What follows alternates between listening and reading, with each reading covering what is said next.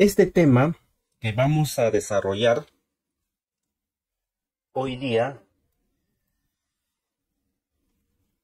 nos va a servir tanto para tratar a nuestros pacientes en la UCI, ya sea UCI hospitalización, como a nuestros propios familiares. La diabetes mellitus tipo 2, ahorita en la actualidad, año 2022, se ha elevado extremadamente y tiene relación con la obesidad, ¿no? Entonces, el conocimiento que nosotros vamos a adquirir en estas horas va a servirnos tal vez para nuestra propia prevención a nuestros familiares y a nuestros pacientes. Así que presten atención, por favor, licenciados. ¿Para qué sirve la glucosa? La glucosa, como lo han dicho algunos de sus compañeros, el fin último es producir energía. Generar energía. ¿Pero cómo? No solamente la glucosa sola, sino también en asociación con el oxígeno van a producir energía. Entonces, miren, durante la inspiración ingresa oxígeno, ¿no?, al organismo. Ingresa oxígeno, llega a los alvéolos, de los alvéolos pasa ¿a dónde? Al vaso sanguíneo, a los capilares, el oxígeno. Por un lado, el oxígeno se carga en las moléculas de hemoglobina y también puede el oxígeno transportarse de forma libre en el plasma. Del otro lado tenemos la glucosa. La glucosa es un producto de la degradación de los polisacáridos, o tal vez ingerimos en forma de disacáridos o monosacáridos, ingresa a la sangre. Entonces ya tenemos glucosa y tenemos oxígeno. En el caso del oxígeno, el oxígeno, una vez que ha pasado al capilar sanguíneo, va a ser esa sangre oxigenada, va a ser bombeada por el corazón y la sangre es llevada. La sangre oxigenada es llevada a las células. Entonces ustedes ven acá las células, que va a ocurrir este intercambio, el ingreso de la glucosa como tal y el oxígeno a la célula. Entonces, en el citosol se va a producir la glicólisis con una ganancia de energía de 2 ATPs. Adenosintrifosfato. Pero solamente ustedes observan que hay 2 moléculas de ATP. Esto es en el citosol. Después de la glicólisis se fabrica el NADH. El NADH ingresa a la mitocondria junto con el oxígeno y aquí va a sufrir el proceso denominado el ciclo de Krebs o ciclo de los ácidos tricarboxílicos, ¿no? Y aquí ocurre la generación de energía. Y fíjense cuánta energía.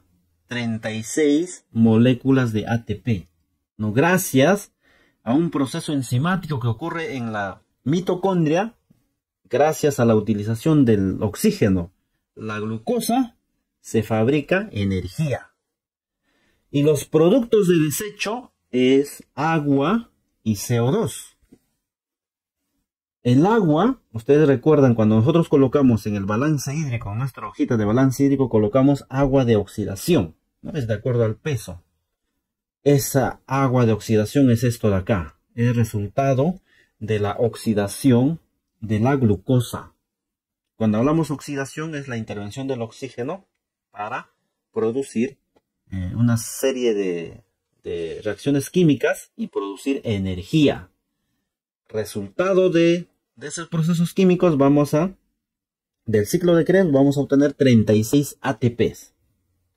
Agua y CO2. Entonces, el CO2, miren, el CO2 va a tomar el camino de regreso hacia los pulmones. El CO2 también se puede unir a la hemoglobina, formando el compuesto que se llama carbaminohemoglobina, o si no el CO2 puede ir caminando en el plasma, ¿no? Que constituye la presión parcial de CO2. Esta es la presión parcial de CO2. ¿Qué pasa con el CO2? ¿A dónde se va? Se va a dirigir a los pulmones, ¿no? Atraviesa la barrera alveolo capilar y va de salida por aquí hacia el medio ambiente, ¿no? Se produce la eliminación del CO2 durante la expiración. Entonces, licenciados, la glucosa sirve para la generación de energía mediante el proceso del ciclo de Krebs que se da en las mitocondrias. Y el resultado de ese metabolismo es CO2, agua y principalmente energía, ¿ya? Gracias a la presencia de oxígeno. Entonces ya sabemos para qué sirve la glucosa y para qué sirve la energía. La energía sirve para los procesos metabólicos que realiza a nivel celular. Por ejemplo, ¿qué procesos metabólicos? Por ejemplo, tenemos la realización, por ejemplo, del transporte activo. La bomba de sodio, potasio, ATPasa. ¿Ya? Esta es la bomba de sodio, potasio, ATPasa. Es una forma de transporte activo con gasto de energía. Y a nivel celular ocurre en cada instante. El corazón necesitará energía para poder latir, para poder contraerse, necesita energía y es el órgano que trabaja segundo a segundo, minuto a minuto y nunca deja de parar su actividad. ¿Necesita energía? Necesita energía en forma de ATP. El músculo esquelético, para que tú puedas caminar, ¿necesitas energía? Necesitas energía. Para que tú puedas respirar, ¿necesitas energía? Sí, el diafragma necesita energía. Entonces necesitamos energía en todo momento y el proceso de generación de energía es mediante la utilización de glucosa o oxígeno. Entonces, esa glucosa, ¿a qué tipo de alimentos pertenece? Los carbohidratos son sustancias químicas orgánicas de amplia distribución en la naturaleza. En las células animales, los carbohidratos en forma de glucosa y en su polímero de almacén, el glucógeno. O sea, la glucosa se almacena en nuestro cuerpo en forma de glucógeno. Sirven como fuente importante de energía para las actividades vitales. Es lo que dijimos. Entonces, los carbohidratos se clasifican de acuerdo al número de moléculas en polisacáridos, disacáridos y monosacáridos. Los polisacáridos, por ejemplo, tenemos al almidón, que hay en la papa, en el camote, en la yuca. Son sustancias que tienen una cadena de polisacáridos y que sirven para almacén en el caso de los vegetales. Se almacenan en forma de almidón, muchos de ellos. Tenemos, por ejemplo, a las dextrinas, tenemos a las maltotriosas, que son polisacáridos, y la degradación por ejemplo, de las dextrinas, el producto final es glucosa. Glucosa, glucosa, glucosa. De las maltotriosas también es la glucosa. Entonces, ¿cómo es esto? Miren, aquí tenemos una molécula de almidón. Es un polisacárido, ¿no? Varias moléculas, digamos, de monosacáridos.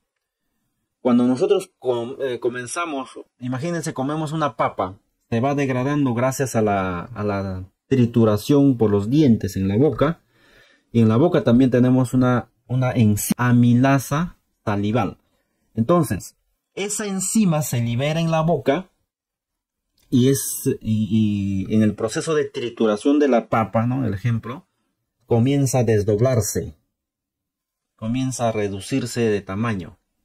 Se van desdoblando, se van liberando disacáridos. Y fíjense este proceso. El producto final que acá tenemos disacáridos. Y nuestro producto final es la glucosa. Tenemos otro tipo de carbohidratos, de acuerdo al número de moléculas, que son los disacáridos. Tenemos a la maltosa. La maltosa está formada por dos moléculas de glucosa. Ya, recuérdense que la maltotriosa por varias moléculas de glucosa. La maltosa solamente por dos. Por eso se llama disacárido. La lactosa que la encontramos en la leche está formada por una glucosa y una galactosa. Estos ya vendrían a ser monosacáridos. La sacarosa que está formada por una glucosa y una fructosa. Solamente por dos. Por eso se denominan disacáridos. Entonces, nosotros, si vamos a hablar de dietas, vamos a recomendar a un paciente diabético, a un familiar que es diabético, tenemos que saber esta clasificación. Por ejemplo, el azúcar tiene sacarosa, el azúcar de mesa tiene sacarosa, que es azúcar de caña, ¿no?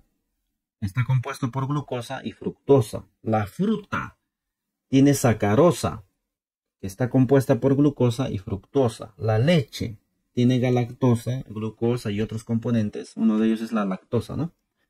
Que tiene dos monosacáridos. Entonces, el producto final a nivel molecular es o son los monosacáridos. ¿Ya? Son los monosacáridos. Como tal, recién puede ser utilizado por la célula, pero no como disacáridos, mucho menos por polisacáridos, por lo que no ingresarían a la sangre, ¿no? No ingresarían a la sangre. Muy bien. Entonces, fíjense acá. Las hexosas, o sea, la glucosa tiene 6 átomos de carbono, por eso se denomina hexosa. La galactosa y la fructosa sirven como moléculas de combustible básica para las células. Pero ojo aquí lo que dice que estas moléculas no pueden difundirse a través de las membranas celulares. No pueden difundirse a través de las... Pero profesor, ¿cómo ingresa la glucosa a la célula? Porque requieren proteínas transportadoras para entrar y salir de las células.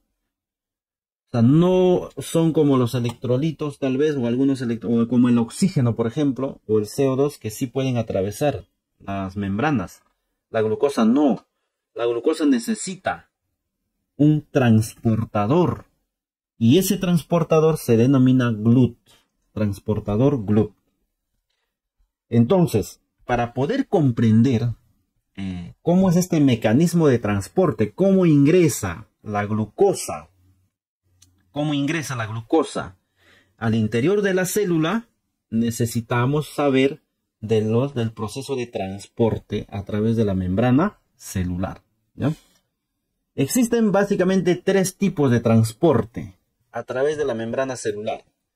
Se transporta, uno de ellos, es mediante transporte activo. Antes del transporte activo vamos a hablar mejor aquí, vamos a comenzar de la derecha. Difusión pasiva, ¿ya? Difusión pasiva, aquí. La difusión pasiva es un tipo de pase de sustancia, de átomos, moléculas, de un lugar de mayor concentración hacia otro de menor concentración. O sea, este de mayor concentración, porque aquí en mayor cantidad, hacia un lugar de menor cantidad. Esto se da gracias al gradiente de concentración, de un lugar donde hay más cantidad de átomos, moléculas, hacia un lugar donde hay menos átomos. Esto se denomina difusión pasiva. Ejemplo, oxígeno, CO2. El otro tipo es difusión facilitada, que es transporte pasivo. Difusión facilitada, ¿por qué? Porque hay una proteína que atraviesa anatómicamente la membrana celular y dirige a estos elementos hacia el interior de la célula. Puede ser un canal, por ejemplo, un canal de cloro, por ejemplo, canal de cloro. Es difusión facilitada a través de una proteína. Y por último tenemos al transporte activo. ¿Y aquí qué se necesita? ATP, energía. ¿Por qué? Porque este transporte es en contra del gradiente de concentración. Es en contra del gradiente de concentración. O sea, ¿qué significa? Que si yo quiero pasar de este lugar que hay menor concentración de partículas hacia otro de mayor concentración de partículas, no podría pasar porque la física te dice que las sustancias pasan de un lugar de mayor concentración hacia otro de menor. Pero yo necesito pasar de un lugar donde hay menos a un lugar donde hay mayor cantidad. Para ese proceso necesitamos energía. Y este tipo de transporte se denomina transporte activo, en contra del gradiente de concentración. Aquí es a favor, porque de un lugar de mayor a otro de menor. Pero si yo quiero pasar de este lugar que tiene menor cantidad a este lugar que tiene mayor cantidad de moléculas, necesito energía y necesito una proteína. Por ejemplo, un ejemplo es la bomba de sodio, potasio, ATPase. Ojo con esta bombita, que ya lo estamos mencionando varias veces. Ejemplos, miren. Difusión pasiva. Aquí hay mayor cantidad de oxígeno, va a pasar a un lugar donde hay menor cantidad de oxígeno. Pasiva, a través de la membrana, no necesita proteínas el oxígeno. Difusión facilitada, es difusión pasiva, a través de una proteína, de un lugar donde hay mayor cantidad de sustancia hacia otro de menor cantidad. Por ejemplo, el sodio, canales de sodio. La glucosa es otro tipo de difusión facilitada. O sea, la glucosa no puede atravesar la membrana celular a través de ella. Si dos puede atravesar la membrana utilizando un, ¿qué dijimos? Transportador. Un transportador que se denomina GLUT. ¿Ya? Y esto es difusión activa, ¿no? Con el uso de energía en contra del gradiente de concentración. Entonces, la glucosa necesita transportadores denominados transportadores GLUT. ¿Por qué se denominan GLUT? Porque son las siglas de esta palabra, glucose transporters, ¿no? En inglés. ¿Qué son los transportadores GLUT? Son responsables de la difusión facilitada de la glucosa. Son una familia de proteínas responsables del transporte de la glucosa a través de la membrana celular. Hasta el momento se conocen 14 transportadores GLUT. ¿Ya? Miren, aquí en esta gráfica, ¿dónde están los transportadores? Aquí, miren. Esta glucosa que está fuera de la célula, gracias al transportador GLUT4, ingresa a la célula. Entonces aquí vamos a tener el papel de la insulina, que vamos a hablar también de la insulina, pero vamos adelantando aquí la explicación. La insulina, fíjense, es una hormona que se une a su receptor, que dice IR, receptor de insulina, se une, y acá desencadena una serie de mecanismos químicos, de manera que este transportador, miren, este transportador GLUT, está en el citosol, aquí adentro en la célula. Hace que pase a la membrana celular y mediante ella y la glucosa ingresa. Entonces el papel de la insulina es, en otras palabras, abrir este canal. del transportador del GLUT4. ¿Ya? Ese es el papel. Entonces, ojo licenciados, el papel de los transportadores. La glucosa no ingresa fácilmente a la célula. Y ahí, esa es una premisa para poder entender hiperglicemia, licenciado.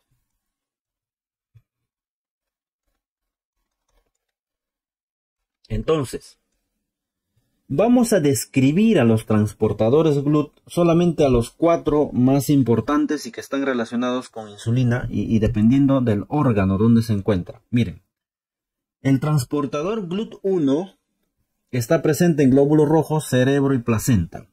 ¿Dependen de insulina? No depende de insulina, ojo. Son transportadores de proteína, pero no necesitan de la insulina para que se abra ese canal. El GLUT2 no depende de insulina, pero ojo con esta palabrita. Es un sensor de glucosa en el páncreas. Es un sensor de glucosa en el páncreas. O sea, ¿cómo actúa? La glucosa en una situación, por ejemplo, comes un chocolate. Ingresa rápidamente a la sangre. Esa sangre pasa por el páncreas. Pasa por el páncreas. Y estos transportadores GLUT2 dejan pasar fácilmente a esa glucosa para que se libere insulina. Por eso es que son como unos sensores de glucosa. Están en el páncreas cada vez que ven cada vez que captan una presencia de glucosa alta o en proceso de elevación en la sangre, liberan insulina. Son los sensores. Son los mecanismos que activan la liberación de insulina en el páncreas. Los transportadores GLUT3, cerebro y placenta no dependen de insulina. En cambio, los GLUT4 sí dependen de insulina. Y acuérdense del número 4. Insulina.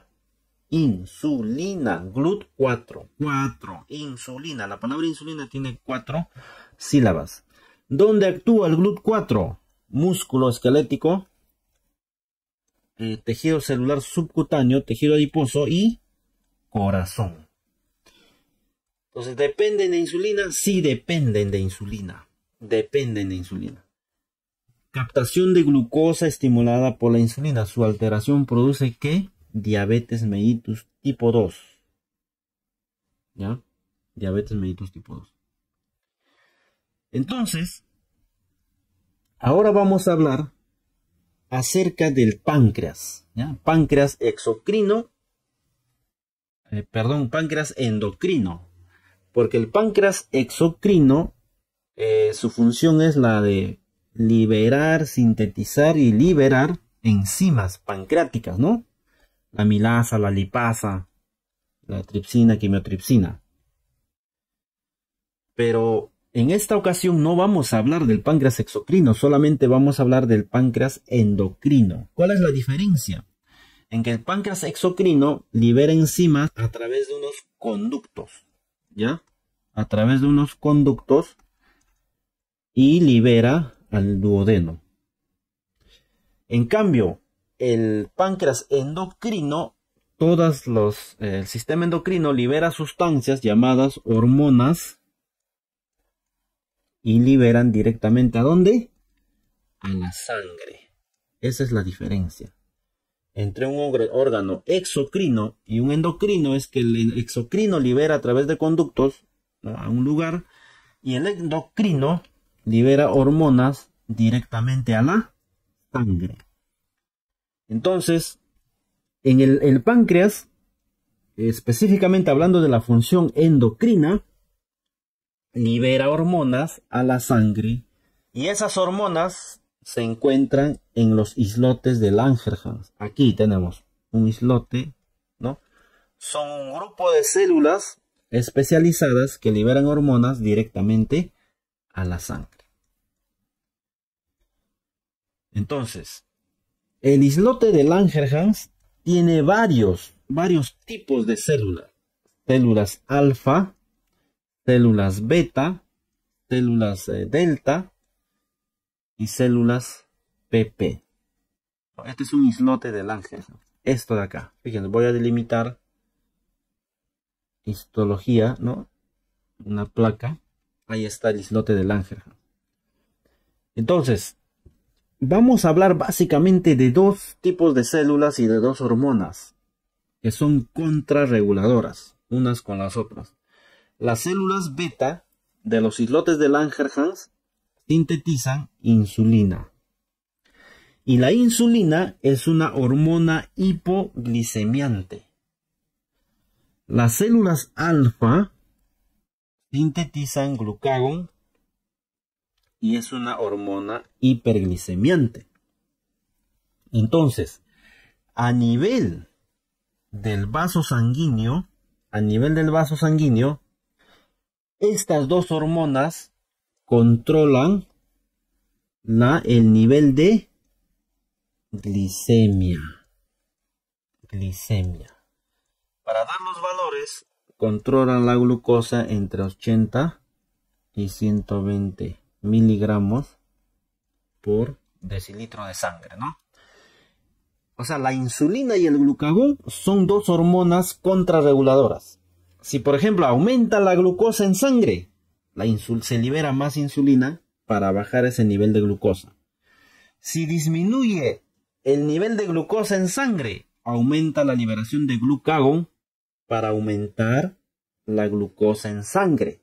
De manera que se mantenga entre de 80 a 120 en promedio, ¿no? En otros libros van a encontrar de 70 a 110, pero no difieren mucho. 80 a 120, ¿ya? La glucosa normal. Menos de 80 hablamos de hipoglicemia, y hay diversos grados de hipoglicemia, y mayor a 120 hay un peligro para la salud. Una hiperglicemia constante, permanente, durante meses, años, es peligroso para la salud, ¿ya? Entonces, hablemos de la insulina. ¿Qué es la insulina? ¿No? ¿Cómo se produce su secreción? La secreción de la insulina se produce fundamentalmente en respuesta a niveles elevados de glucosa en plasma. Las células beta son muy sensibles a los cambios en la glucemia, ¿no? A través de los transportadores GLUT2, ¿no? Son los sensores en el páncreas. Incluso a los de pequeña magnitud, siendo capaces de responder de inmediato con una secreción insulínica proporcional. O sea, ¿qué quiere decir? Que cuando aumenta la glucosa en plasma, se libera insulina para poder introducir la glucosa a la célula y bajar los niveles de glucosa en sangre. Entonces, ese es el papel de la insulina. Permanecer o mantener en la sangre una normoglicemia. Si se eleva la glucosa, disminuye el nivel de glicemia. El glucagón es una hormona contrarreguladora a la insulina. Actúa en forma contraria. ¿Y cómo es así? ¿Cómo se regula? ¿Cómo se secreta el glucagón? El principal factor determinante en el control de la secreción del glucagón es la concentración de glucosa en sangre, ejerciendo un efecto totalmente opuesto al que tiene sobre la secreción de la insulina. Opuesto. Hemos dicho, en sangre. Si yo tengo, por ejemplo, vamos a suponer un nivel de glucosa y voy a preguntar, y levanten la manito, ¿ya? La primera persona que levanta la mano, vamos a considerar. Supongamos que aquí hay un nivel de glicemia de 190 miligramos por decilitro, momentáneo. Pregunta, ¿qué hormona interviene aquí? ¿Qué hormona se libera? La insulina, ya la insulina. ¿Por qué la insulina? Miren, valor normal, ¿cuánto es? De 80 a 120. Si yo tengo un valor de 190, hemos dicho que el transportador, el GLUT2, deja ingresar glucosa capta un nivel elevado de glucosa que es 190 y se libera insulina. Insulina. ¿Para qué? Para disminuir este nivel de glicemia. Llevar a la normalidad. Entonces, ¿a dónde lo libera? Hace ingresar, perdón, lleva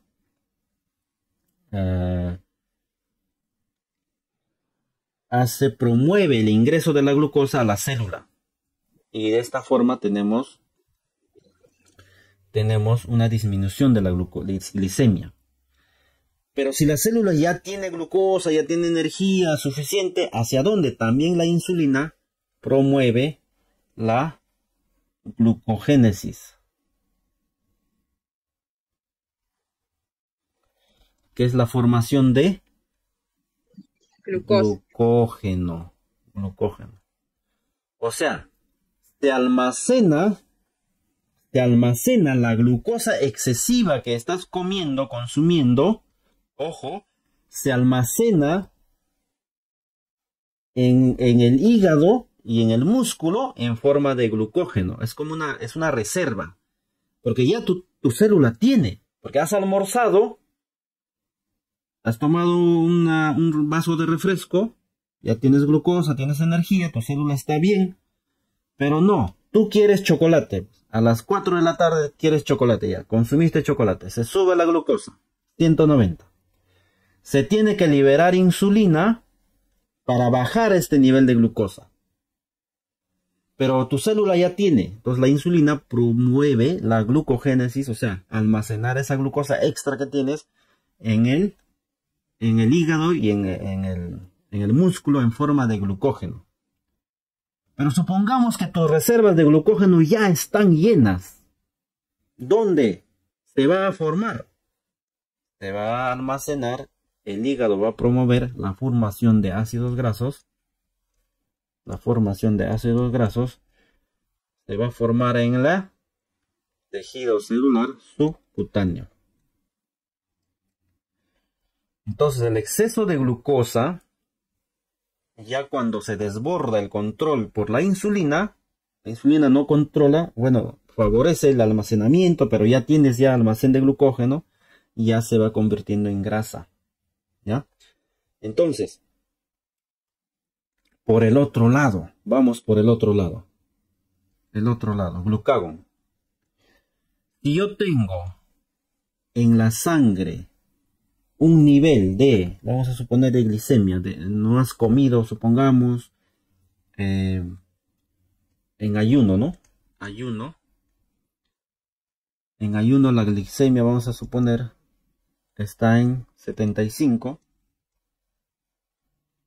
Está dentro de lo normal, ojo, de 80 a 120, o sea, no es tan bajo. Entonces, acá hay glucosa, ¿no? Glicemia 75. ¿Qué hormona promueve la aparición o la liberación de glucosa en sangre? Glucagón. ¿De dónde saca la glucosa? Si acá tengo ligera hipoglicemia, y esto pasa normalmente, ojo, no necesitamos llegar a una hipoglicemia de 40, 30 para que suceda, sino que el glucagón, ¿de dónde saca glucosa? Del hígado, pues, del glucógeno. Tú has almacenado glucosa en forma de glucógeno.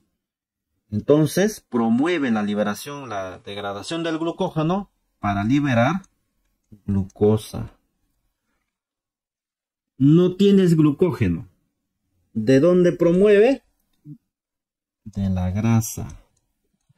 De los triglicéridos. De los triglicéridos. Un proceso que se llama gluconeogénesis. Gluconeogénesis. Porque yo necesito glucosa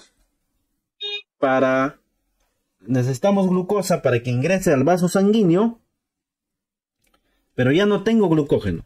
No he comido, estoy en ayuno. No tengo glucógeno. ¿De dónde? De la grasa. Triglicéridos, gluconeogénesis. Por eso es que se mantiene la glucosa entre 80 y 120. glucagón e insulina. ¿Ya?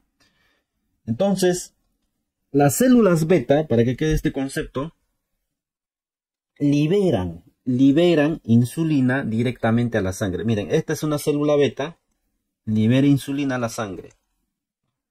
Y de la sangre, la insulina abre los canales. Ahora vamos a ver los canales de los transportadores GLUT para que ingrese la glucosa. Ya. Entonces, el transportador GLUT2 dijimos que es un sensor a nivel del páncreas. Aquí estamos en la célula beta del páncreas. Entonces, en la célula beta del páncreas hemos dicho que hay los transportadores GLUT que captan la presencia de glucosa, ingresa la glucosa y mediante un proceso libera insulina. Porque este sensor ya captó la presencia de altos niveles de glucosa, por lo tanto se necesita liberar insulina. Es proporcional. Si hay baja cantidad de glucosa, no se libera insulina. Disminuye su liberación. Pero si elevan la glucosa, se libera insulina. Se libera insulina. La insulina es una hormona peptídica, o sea, de naturaleza proteína, aminoácidos, secretada por las células beta de los islotes de Langerhans en respuesta a niveles elevados de glucosa. Su función principal es la de mantener la concentración de glucosa en sangre en un rango normal entre 80 y 120, 130, ¿no? Favorece la entrada y almacenamiento de la glucosa en el músculo y tejido adiposo, y en el hígado se favorece su almacenamiento y se inhibe su producción. O sea, en el hígado almacena en forma de glucógeno. Promueve la translocación del transportador de glucosa GLUT4 de compartimentos intracelulares a la membrana plasmática. O sea, miren, ¿qué hace la insulina? Si nosotros administramos insulina al paciente, debemos saber el mecanismo de acción de la insulina. Entonces, la insulina también tiene su receptor. La insulina también tiene su receptor. Entonces, el receptor de insulina son proteínas tetraméricas, 2 unidades alfa y 2 subunidades beta, ¿no? Que tienen obviamente afinidad con la insulina. Cada vez que la insulina se une a este receptor de insulina en las células, desencadena una serie de procesos que hace o promueve la translocación de este transportador GLUT4. O sea, ¿qué significa? Que este transportador GLUT4 está en el citoplasma, pero la insulina hace que lo lleve a la membrana, así como esta. Y una vez que el GLUT4 ya está aquí en la membrana, la glucosa ingresa. Entonces, en otras palabras, la insulina es como la llave de esta compuerta, de este transportador.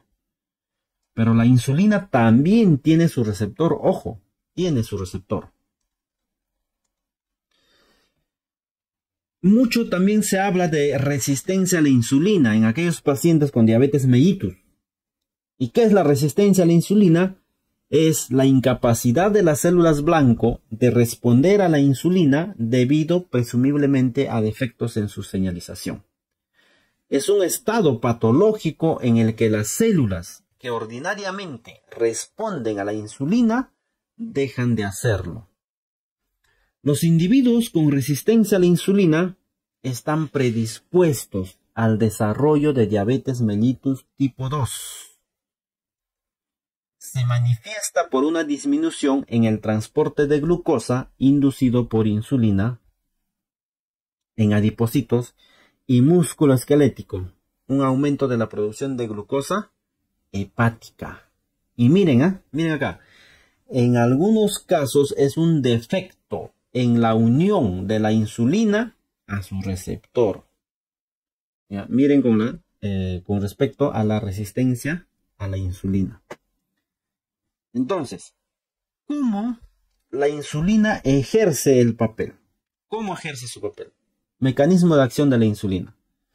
Cuando nosotros consumimos la comida, por ejemplo, acá hay un carbohidrato, el sistema digestivo se encarga de convertir esa macromolécula, que es un polisacárido, en glucosa. Eso se encarga el sistema digestivo. En forma de glucosa se reabsorbe a la sangre, pasa a la sangre. El objetivo es que llegue la glucosa a la célula para producir energía. Ese es el objetivo.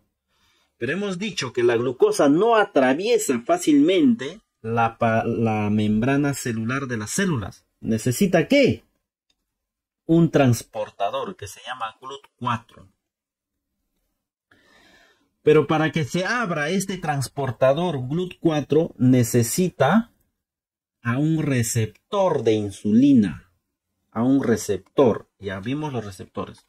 Entonces, ¿quién sintetiza insulina? El páncreas. El páncreas sintetiza insulina ¿gracias a qué? ¿Cuál es el sensor? La misma hiperglicemia. O sea, el aumento de glucosa en sangre promueve la liberación de insulina de las células beta del páncreas. Se libera la insulina. ¿Qué hace la insulina? Se une a su receptor de insulina y abre los transportadores GLUT para que ingrese la glucosa y esta glucosa ingrese nuevamente a la mitocondria y el objetivo final es energía. De esta forma se sintetiza el ATP. Pero si tú, miren, aquí has consumido en el desayuno pan, un vaso de leche, ya has formado energía suficiente. Si a media mañana sigues consumiendo algo, entonces la insulina, como es una hormona hipoglicemiante, promueve, o sea, su finalidad es disminuir los niveles de glucosa en sangre, pero ya la célula tiene lo suficiente, entonces promueve la formación del glucógeno.